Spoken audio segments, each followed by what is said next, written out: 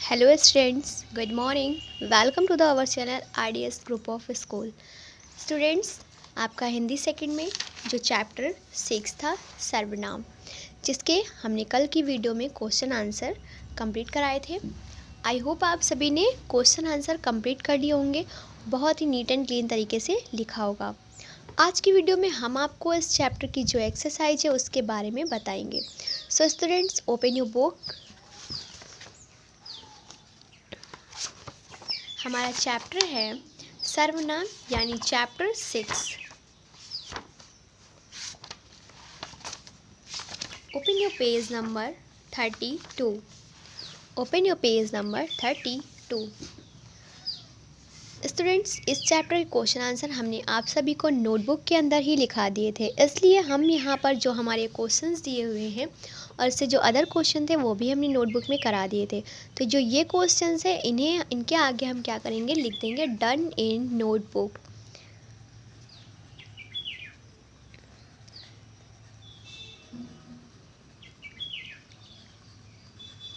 इस तरह से लिख दीजिए done in notebook. Got it everyone? इस तरह से लिखने के बाद में जो हमारा सेकंड नंबर है, देखिए क्या दिया हुआ है, निम्नलिखित प्रश्नों के उत्तर एक शब्द में दीजिए। एक शब्द में दीजिए यानी कुछ क्वेश्चंस दिए हुए हैं जिनको हमें क्या करना है, एक शब्द में, यानी उनका आंसर एक शब्द में हमें देना है। तो स्टूडेंट, हमारा फर्स्ट क्वेश्चन है सागर और पर्वतों के नाम किस लिंग में आते हैं। तो हमने जब आपको चैप्टर एक्सप्लेन कराया था तो हमने उसमें बताया था कि जो हमारे सागर, पर्वत, ये जो नाम होते हैं वो किस में आते हैं, पुल्लिंग में आते हैं। तो स्टूडेंट्स, हम इसमें क्या करेंगे, पुल्लिंग लिख देंगे। क्या लिखेंगे, पुल्लिंग। हमारा फर्स्ट का आंसर होगा पुल्लिंग। हमारा सेकंड क्वेश्चन है हिंदी शब्द किस लिंग का शब्द है। हिंदी शब्द किस लिंग का शब्द है। हमने आप सभी को बताया था कि नदियों के नाम और जो भी हमारी लिपियां होती हैं, जो भाषाएं होती हैं, वो सारी चीज़ें हमारे स्त्रीलिंग में आती हैं। तो इसलिए इसके आगे हम क्या करेंगे, स्त्रीलिंग लिख। तो हमारे सेकंड क्वेश्चन का आंसर है स्त्रीलिंग। स्त्रीलिंग। अंडे शब्द का वचन है, यानी हमें यहाँ पर बताना है एक वचन है या बहुवचन। तो अगर हमारा एक वचन होता है तो अंडे का अंडा होता है, यानी एक अंडा। अंडे इट मीन्स एक से अधिक है, तो यहाँ पर हमारा होगा बहुवचन। क्या होगा, बहुवचन। आदर प्रकट करने के लिए किस वचन का प्रयोग किया जाता है। आदर प्रकट करने के लिए किस वचन का प्रयोग किया जाता है, एक वचन का। आप जैसे है तो आपको हम क्या करें, आदर, जैसे हमसे बड़ा जो होता है उसे आदर सम्मान प्रकट करने के लिए एक वचन का प्रयोग करते हैं। कर्ता का क्रिया के साथ संबंध कौन बताता है।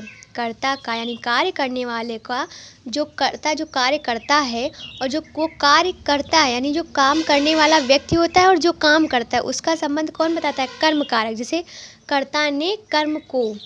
Got it everyone? तो यानी इन दोनों का संबंध कौन प्रकट करता है, कर्म कारक। कर्म कारक का चिन्ह है, क्या है, को। कर्ता ने कर्म को, तो को क्या है, कर्म कारक का चिन्ह है। Got it everyone? हमारा थर्ड नंबर है सही विकल्प पर सही का चिन्ह लगाइए। तो स्टूडेंट, हमारा फर्स्ट क्वेश्चन है हिंदी भाषा में लिंग के भेद लिखो। तो कितने लिंग है, दो, स्त्रीलिंग और पुल्लिंग, आप सभी को पता है। हमारा सेकंड क्वेश्चन है संज्ञा, सर्वनाम, क्रिया और विशेषण है। क्या है, विकारी शब्द। क्या है, विकारी शब्द है, इसलिए हम विकारी शब्द के आगे टिक लगा देंगे। हमारा थर्ड क्वेश्चन है हिंदी में कारक हैं। कितने कारक हैं, 3, 5, 8, तो कितने हैं, 8 कारक हैं। Got it everyone? 8 कारक हैं। 4 नंबर है दो व्यक्तियों के मध्य संबंध दर्शाने वाले के लिए प्रयोग किया जाता है। कौन सा कारक प्रयोग किया जाता है, संबंध कारक। दो लोगों के बीच में जो संबंध होता है उसे स्पष्ट करने के लिए संबंध कारक का प्रयोग किया जाता है।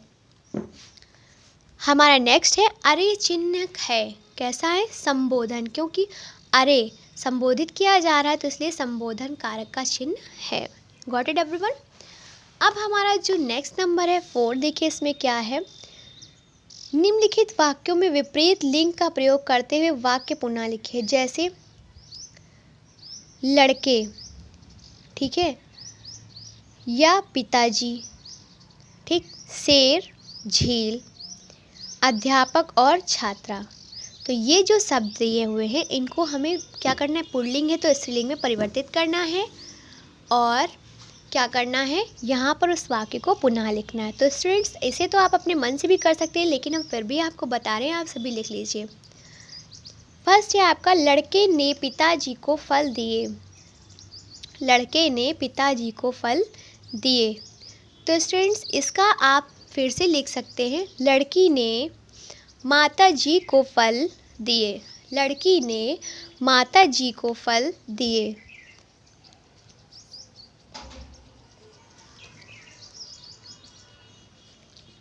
लड़की ने माताजी को फल दिए। सेकंड है आपका, शेर ने झील से पानी पिया। तो शेर का यहाँ पर आप क्या कर देंगे, शेरनी। शेरनी ने झील से पानी पिया। Got it everyone. नेक्स्ट है आपका थर्ड नंबर, अध्यापक ने छात्रा से जाने को कहा। तो आप यहाँ लिख सकते हैं अध्यापिका। अध्यापिका ने छात्र से जाने को कहा। Got it everyone. ये सेंटेंस हम चेंज कर देंगे, यानी बदल देंगे लिंग परिवर्तित करके। आपका नेक्स्ट नंबर है, निम्नलिखित शब्दों में लिंग परिवर्तित करके लिखिए। जैसे स्त्रीलिंग का पुल्लिंग, पुल्लिंग का स्त्रीलिंग में कर दीजिए। तो मोटा का मोटी का मोटा, मोटी का मोटा, लंबा का लंबी या लंबा का लंबी लिख देंगे।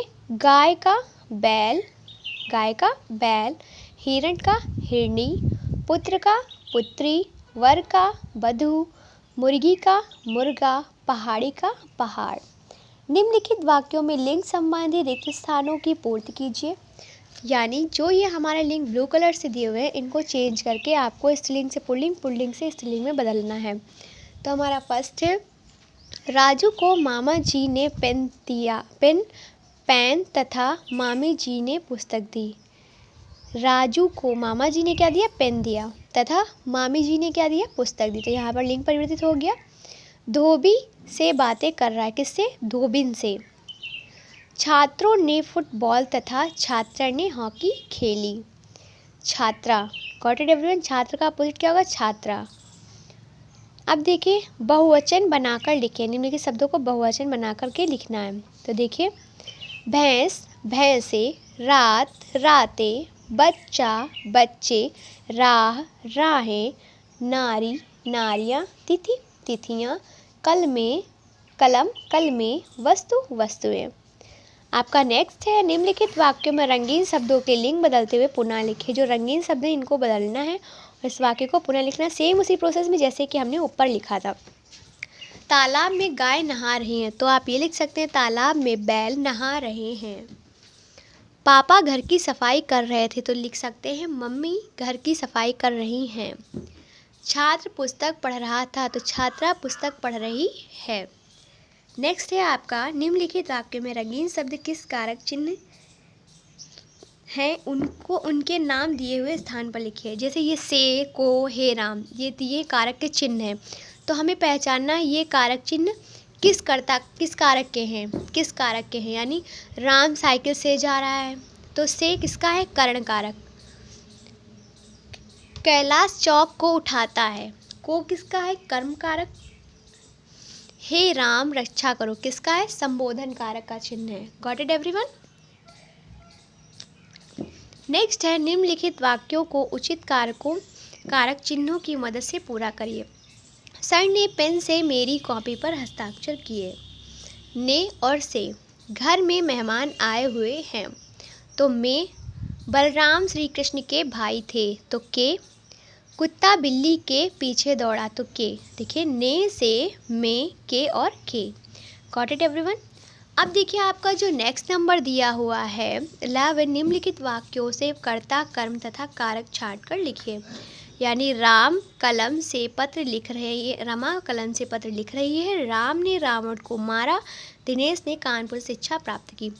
इसमें आपको क्या करना है, कर्ता, कर्म और कारक शब्द जो भी है वह आपको छांट करके अलग यानी खुद से स्वयं से करना है।